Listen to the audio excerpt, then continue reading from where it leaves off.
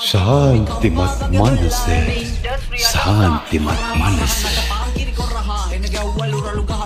කසන නහය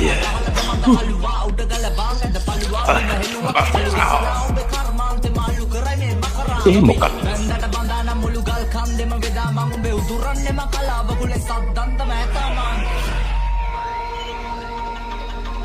කායි මගේ මිත්‍රයා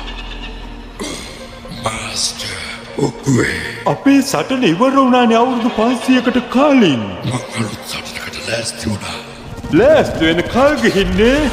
තොපේ බාස්සත් රඟනවා ඇත වහන් කරන් ලොබෙක් මක බාසිද්දි මාලිගාව හදන්න බෑ හොඳේ දුර ගමන් යද්දි මිස් කරද්දි පදින්න බෑ රටේ පොඩි මස් කරද්දි හිතුනේ මටත් බැඳ දලේ කෙලේ රප් වෙන පපු ඉස්සවි මූනිස්ස මෙතන ගැස්සෙවි විස විද්ද පුලේ එක බොලට හැප්පෙදි දන ගැස්සෙවි රා වපුර රාවණ කුලම චණ්ඩ මාරුතේක මං බලන එකන් බොලගේ ඔළුවේ හිටන කවුරු බොල කවුරු